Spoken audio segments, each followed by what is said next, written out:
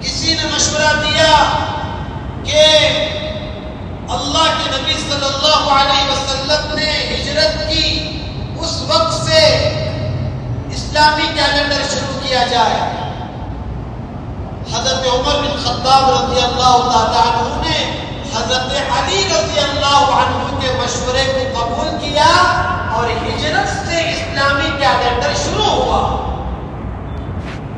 حالانکہ ہجرت کوئی خوشی منانے کی چیز نہیں تھی۔ ہجرت اپنے وطن کو چھوڑنا، اپنے دکان کو چھوڑنا، اپنے خاص مکان کو چھوڑ کر جانا، بیوی بچوں کو چھوڑ کر جانا، ماں باپ کو چھوڑ کے جانا، ایک ملک سے، ایک بستی سے جہاں پر آپ نے پلا پڑا، بڑے ہوئے، بچپن گزرا، جوانی گزری، اس گھر کو، اس وطن کو چھوڑ کر جانے کا نام ہجرت ہے۔ اور ہجرت اس وقت میں فضیلت والی ہوتی ہے جب ہجرت اللہ کے لیے ہو، اللہ کے رسول کے لیے ہو۔ وَمَنْ كَانَ هِجْرَتُهُ إِلَى اللَّهِ وَرَسُولِهِ، بخاری شریف آپ اٹھا کر دیجئے، دیکھ لیجئے، انما الاعمال بالنیات، جو حدیث موجود ہے اس کے اندر اللہ کے نبی صلی اللہ علیہ وسلم نے فرمایا ہجرت کا مطلب ہے ایک گاؤں سے دوسرے گاؤں کو جانا، ایک ملک سے دوسرے ملک کو جانا، لیکن ہر جانے میں فضیلت نہیں ہے۔ پیسہ کمانے کے لیے آپ قطر چلے گئے، فضیلت نہیں ملے گی۔ دولت کمانے کے لیے آپ سعودی چلے گئے، فضیلت نہیں ملے گی۔ کافروں کے ظلم اور ستم سے آپ کو نماز پڑھنا مشکل ہو رہا ہے، دعوت کا کام کرنا مشکل ہو رہا ہے، سنت کے مطابق زندگی گزارنا مشکل ہو رہا ہے، تب آپ نے مجبور ہو کر اپنے گاؤں کو چھوڑ کر کسی ایسی گاؤں میں گئے جہاں نماز پڑھنا آسان، روزے رکھنا آسان، دعوت کا کام کرنا آسان، حافظ بننا آسان، عالم بننا آسان، مفتی بننا آسان۔ آپ کو اللہ کے راستے پر چلنے کے لیے اس گاؤں میں کوئی رکاوٹ نہیں ہے۔ اس نیت سے آپ نے اپنے گاؤں کو چھوڑ کر اللہ کے لیے، اللہ کے رسول کے لیے گئے ہیں، اسے کہتے ہیں فضیلت والی ہجرت۔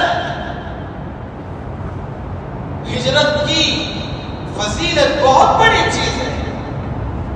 آج ہمارے بھائیوں کو، ہمارے بچوں کو، ہماری ماں بہنوں کو بتانا چاہیے کہ ہجرت کیا ہے، کیوں ہوئی ہجرت، کیوں گئے صحابہ، کیوں گئے اللہ کے نبی صلی اللہ علیہ وسلم اپنے مکہ المکرمہ کو چھوڑ کر روتے ہوئے اور یہ کہتے ہوئے گئے کہ اے مکہ، اے مکہ، تو کتنا بہترین شہر ہے، اگر تیرے شہر والے مجھے یہاں سے نہ نکالتے تو میں کبھی مکے کو نہ چھوڑتا۔ مجبور ہو کر ظلم و ستم کی وجہ سے، قتل و غارت گیری کی وجہ سے، اللہ کے اشارے، اللہ کے حکم سے آپ صلی اللہ علیہ وسلم نے ہجرت کیا، مدینہ منورہ تشریف لے گئے۔ تو صحابہ کرام کے مشورے سے ہجرت کی تاریخ سے اللہ کے نبی صلی اللہ علیہ وسلم جب نے ہجرت کیا تو حضرت عمر بن خطاب رضی اللہ تعالیٰ عنہ نے اس مشورے کو پسند کیا، ولادت کو پسند نہیں کیا کہ اللہ کے نبی صلی اللہ علیہ وسلم کی ولادت سے ہجرت شروع کیا جائے۔ فرمایا کہ یہ عیسائیوں کے ساتھ مشابہت ہو جائے گی۔ آج 2025 وہ لوگ کہتے ہیں کہ 2025 سال ہو گئے عیسیٰ علیہ السلام پیدا ہو کر، اس میں بھی بہت سارے اشکالات ہیں، سچ بھی ہو سکتا ہے، جھوٹ بھی ہو سکتا ہے۔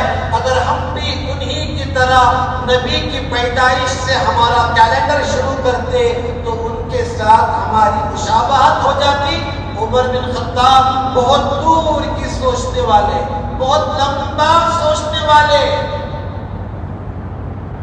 یہ وہی عمر بن خطاب رضی اللہ تعالیٰ عنہ ہیں، جمعہ کا خطبہ دے رہے ہیں، ایک دستہ اللہ کے راستے میں گیا ہوا ہے، وہاں سے ان کو شکست کا سامنا کرنا پڑ رہا ہے۔ عمر بن خطاب کئی سینکڑوں میل دور پر ان صحابہ کو دیکھ کر فرماتے ہیں یا ساریہ الجبل، یا ساریہ الجبل، اے ساریہ پہاڑ کے پیچھے سے حملہ ہونے والا ہے۔ کہاں وہ پہاڑ اور کہاں مدینے کا منبر؟ اللہ نے عمر بن خطاب رضی اللہ تعالیٰ عنہ کو اتنی دور کی دیکھنے کی طاقت، ایمانی قوت عطا فرمائی تھی۔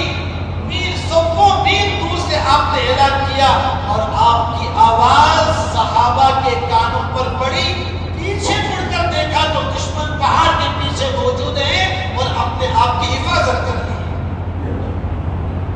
تو حضرت عمر بن خطاب نے کہا کہ اللہ کے نبی صلی اللہ علیہ وسلم کی ولادت کی تاریخ سے ہم اپنا اسلامی کیلنڈر نہیں شروع کریں گے، مشابہت ہو جائے گی۔ آج غور کرنے کا مقام ہے میں کتنی چیزوں میں عیسائیوں کے ساتھ مشابہت کر رہا ہوں، میں کتنی چیزوں میں ان کی مشابہت اختیار کر رہا ہوں، کتنی شادیوں میں، کتنے ولیموں میں، اور اپنے بچوں کی تعلیم میں، تربیت میں، لباس میں، وضع میں، قطع میں، اٹھنے میں، بیٹھنے میں یہودیوں کی مشابہت، نصارہ کی مشابہت۔ جو یہودی نصارہ ہمارے خون کے پیاسے ہیں، لاکھوں کی تعداد میں غزہ میں، فلسطین میں ہمارے معصوم بچوں کو خون سے لت پت کر دیا، آج بھی مسلمان ان کی مشابہت کر رہا ہے، ان کی مشابہت اختیار کر رہا ہے۔ اللہ ہم سب کو ہدایت دے، توفیق دے، اللہ کے نبی صلی اللہ علیہ وسلم کے طریقے پر زندگی گزارنے کی توفیق عطا فرمائے۔ تو حضرت عمر بن خطاب رضی اللہ تعالیٰ عنہ نے منع کر دیا۔ آپ کی وفات سے شروع کرنے کا مشورہ ملا کہ حضور صلی اللہ علیہ وسلم کی وفات سے اسلامی کیلنڈر شروع کریں گے۔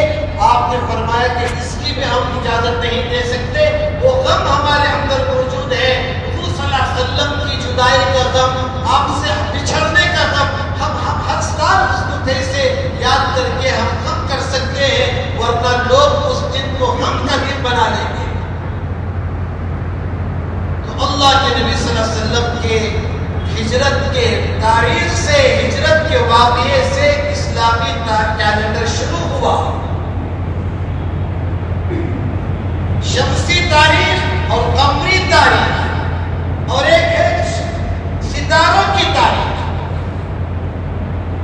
شمسی تاریخ انگریزی تاریخ کو کہا جاتا ہے، انگریزی کیلنڈر کو کہا جاتا ہے۔ سورج دیکھ کر دن منائیں گے، سورج دیکھ کر رات شروع ہوگی، رات کے 12 بجے وہ دن شروع ہوتا ہے اور رات کے 12 بجے وہ ختم ہوتا ہے۔ اس کو کہتے ہیں انگریزی کیلنڈر۔ ہمارا جو ہے قمری تاریخ، ہم چاند کو دیکھیں گے اور چاند کو دیکھ کر عبادت کے دن طے کریں گے، چاند کو دیکھ کر ہم رمضان کی تاریخ متعین کریں گے، چاند کو دیکھ کر ہم عید الاضحیٰ منائیں گے، چاند کو دیکھ کر عید الفطر منائیں گے، چاند کو دیکھ کر ہر مہینہ ہمارا چاند کمیٹی والے بیٹھ کر چاند اطلاع لیں گے، پورے ہندوستان کے ملک سے اطلاع لے کر، خبر لے کر، چاند کا اطلاع لے کر اس کی تاریخ بتائیں گے۔ یہ قمری تاریخ ہے۔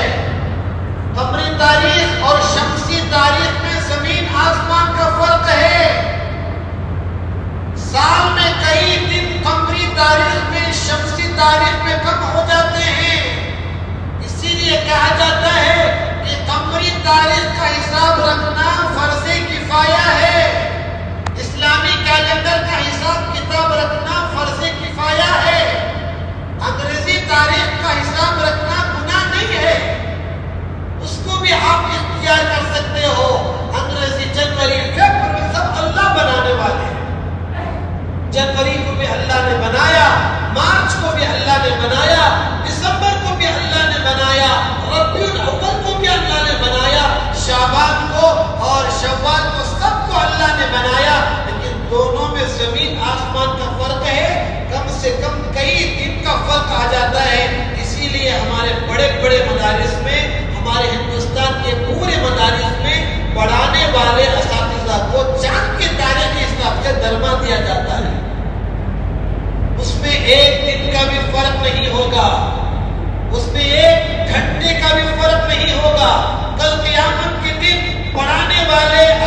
جزا کا سوال اللہ کے پاس ہوگا تو محترم صاحب کو جواب دینا نہ پڑے گا۔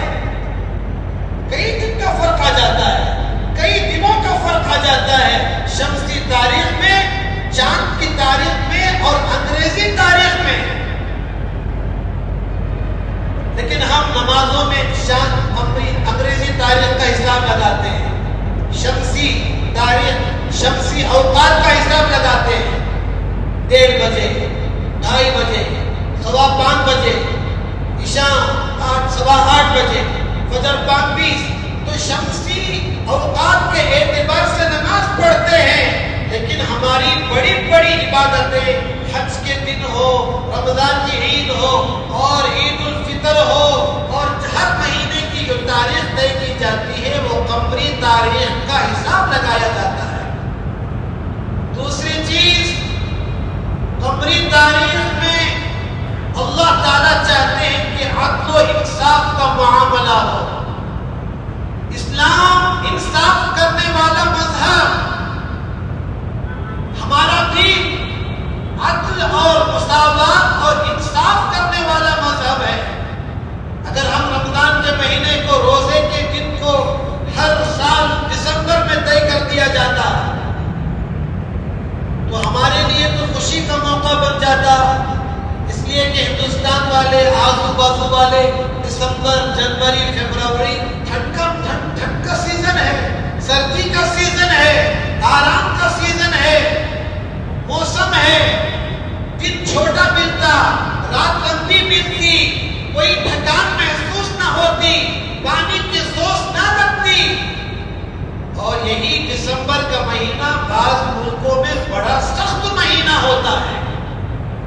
بعض ملکوں میں جنوری کا مہینہ دھوپ کا مہینہ، گرمی کا مہینہ، لو چلنے کا مہینہ۔ اگر اللہ تعالیٰ رمضان کے مہینے کو، روزوں کو ہم دسمبر کا مہینہ طے کر دیتے، جنوری کا مہینہ طے کر دیتے اور فروری کا مہینہ طے کر دیتے تو ہمارے لیے انصاف ہو جاتا، ان کے لیے ناانصافی ہو جاتی۔ اللہ انصاف کرنے والے ہیں سب کے ساتھ۔ آج ہم کو کبھی دسمبر کے مہینے میں رمضان مل رہا ہے، ہمارے بڑے بڑے بزرگان دین یہاں پر بیٹھے ہوئے ہیں، انہوں نے ہر مہینے کا روزہ دیکھ لیا ہے، انہوں نے مئی کا مہینہ کا روزہ دیکھ لیا ہے، جنوری کا بھی دیکھ لیا ہے، دسمبر کا بھی دیکھ لیا ہے، اپریل کا بھی دیکھ لیا ہے۔ ہم نے بعض مہینوں کو دیکھا ہے، بعض کا نہیں دیکھا ہے۔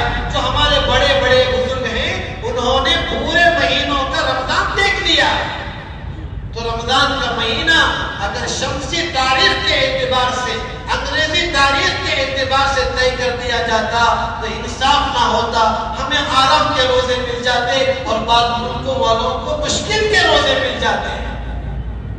اس لیے یہ قمری تاریخ بنائی گئی، اسلامی کیلنڈر بنایا گیا، اور ہمارا اسلامی کیلنڈر شروع ہوتا ہے ہجرت سے۔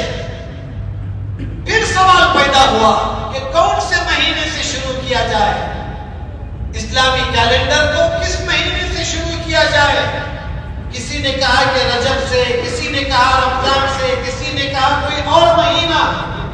عمر بن خطاب رضی اللہ تعالیٰ عنہ نے فرمایا نہیں، ہم ہجرت کا ہمارا اسلامی کیلنڈر محرم الحرام کے مہینے سے شروع کریں گے، اس لیے کہ اللہ کے نبی صلی اللہ علیہ وسلم سے ملاقات کرنے کے لیے مدینے سے لوگ آتے تھے مکہ المکرمہ کو، ابھی آپ نے ہجرت نہیں فرمائی تھی، اور آ کر مدینہ آنے کی دعوت دیتے۔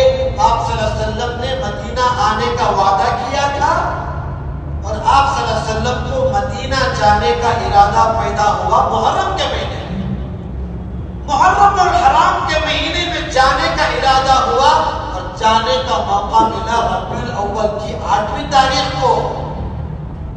آپ صلی اللہ علیہ وسلم نہ محرم میں مدینہ ہجرت کیے، آپ صلی اللہ علیہ وسلم نے نہ کسی اور مہینے میں مدینے کا ہجرت کیا، بلکہ آپ صلی اللہ علیہ وسلم نے ہجرت فرمائی ربیع الاول کے مہینے میں 8ویں تاریخ تھی۔ آپ صلی اللہ علیہ وسلم نے مدینہ ہجرت کیا تو طے کیا گیا کہ اسلامی کیلنڈر محرم الحرام کے مہینے سے شروع کیا جائے گا۔ 8 دن کے بعد ہمارا مہینہ اسلامی کیلنڈر کا شروع ہونے والا ہے۔ کے مہینے کو یاد کرنے کا موقع ہے۔ آج بہت افسوس کے ساتھ کہنا پڑتا ہے ہر بچے کو انگریزی مہینے معلوم ہیں، افسوس کے ساتھ کہنا پڑتا ہے اسلامی تاریخ کے، اسلامی کیلنڈر کے مہینے اکثروں کو نہیں معلوم۔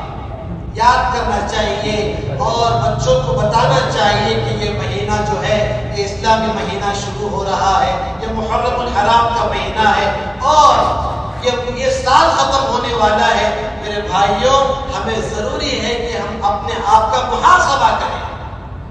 ایک سال میرا 1440 پر 6 کا کیسا گزرا؟ میں نے کتنی ترقی کی، دین میں کتنی ترقی کی، دنیا میں کتنی ترقی کی؟ کیا میری تلاوت پڑھی، میری نمازیں پڑھی، کتنی میں نے عبادت کی، کتنے میں نے روزے رکھے، میں نے اس سال 1440 پر 6 میں کتنے قرآن ختم کیے؟ دنیا کے بارے میں حساب لگا لو، میں نے کتنا پیسہ کمایا، کتنے مکان میں نے بڑھائے، کتنے کرائے میں نے زیادہ حاصل کیے۔ اللہ تعالیٰ چاہتے ہیں آپ دین میں بھی ترقی کرو، دنیا میں بھی ترقی کرو، وہاں پر بھی آپ ترقی کریں حلال طریقے سے اور یہاں پر بھی آپ ترقی کریں۔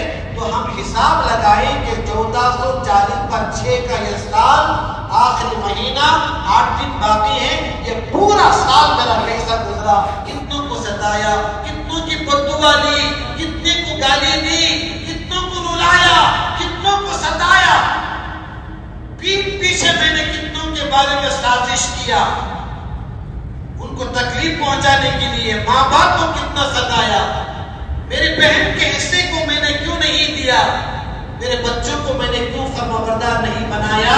تو یہ حساب لگانے کا مہینہ ہے، ختم ہونے والا ہے اور آئندہ سے ارادہ کرنے کا سال آ رہا ہے۔ ایک تو یہ ہے کہ ہم اگر اس سال کو اگر عبادت میں گزارے ہوں تو شکریہ ادا کریں، نافرمانی میں گزارے ہوں اللہ سے توبہ کریں اور آئندہ سال 1440 پر 7 کا جو آنے والا ہے اور ارادہ کریں، عزائم کریں کہ یا اللہ یہ سال تو نافرمانی میں گزر گیا، میں نے بہت بڑے بڑے گناہ کر دیا، اللہ میں منہ سے بول نہیں سکتا، اللہ آئندہ سال میں توبہ کرتا ہوں، ہاتھ جوڑتا ہوں، اے اللہ مجھے آئندہ سال تیری عبادت میں، رسول اللہ صلی اللہ علیہ وسلم کی سنت میں، تلاوت میں، روزوں میں، حلال کمانے میں گزارنے کی توفیق عطا فرما۔ یہ ہمیں دعوت دیتا ہے۔ اللہ تعالیٰ سے دعا ہے اللہ تعالیٰ ہم سب کو جو باتیں ہم نے سنی ہیں اس کے اوپر عمل کرنے کی توفیق عطا فرمائے، آئندہ سال اچھے کاموں میں اس سال گزارنے کی توفیق عطا فرمائے۔ وآخر دعوانا الحمدللہ رب العالمین۔